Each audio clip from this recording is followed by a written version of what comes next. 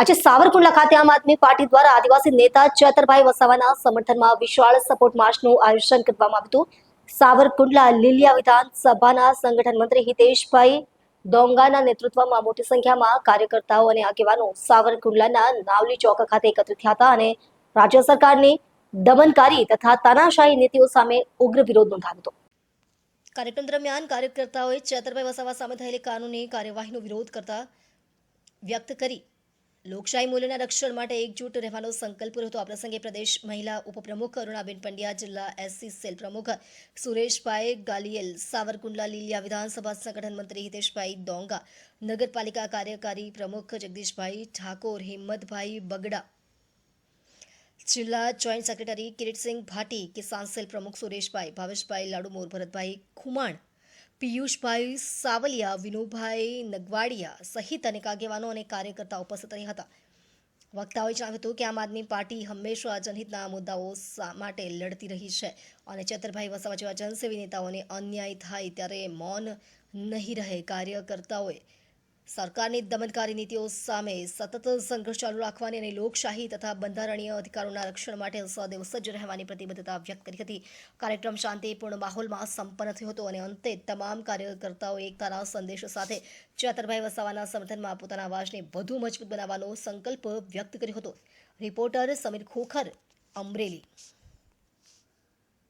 આમ આદમી પાર્ટી દ્વારા જે ચૈતરભાઈના સમર્થનમાં અમારી આમ આદમી પાર્ટીની ટીમના તમામ હોદ્દેદારો, મુખ્ય હોદ્દેદારો હાજર થયા છીએ અને અમે આમ આદમી પાર્ટીની આખી ટીમ અમે ચૈતરભાઈની સાથે છીએ અને ચૈતરભાઈ માથે જે ગુનો દાખલ કર્યો છે એની કરતાં અનેક ગુનાઓ જે અરણી કાંડ છે, મોરબી કાંડ છે, તક્ષશિલા કાંડ છે, એની ઉપર કાંઈ પગલાં નથી લેવાના। 40 લોકોના મૃત્યુ થયા છે, છતાં આજે ખાલી ખોટો ઉપદાવી અને સંવિધાનના દાયરામાં ચૈતરભાઈ ચાલ્યા અને 7 વર્ષની સજા આપી છે।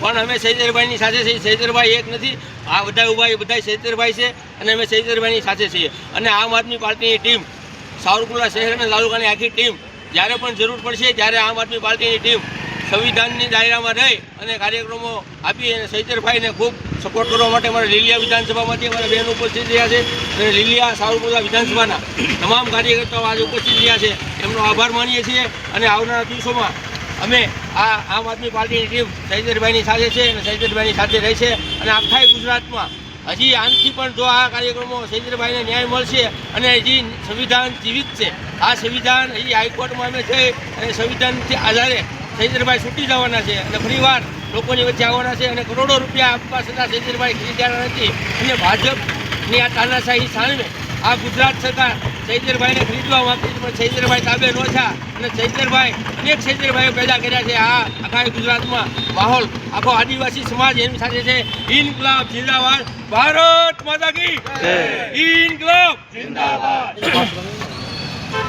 આજરોજ સાવરકુંડલા આમ આદમી પાર્ટીએ પ્રદેશની આજ્ઞા અનુસાર જે ચૈતરભાઈની સામે જે ખોટા પુરાવો ઊભા કરી અને લોકશાહીને જે કલંક લાગે એવું કૃત્ય નામદાર કોર્ટનો આશરો લઈ અને જે આચરવામાં આવેલું છે અને ખરેખર જે ભ્રષ્ટાચારી અને નિષ્ઠુર લોકો જે છે એ લોકો આઝાદ છે।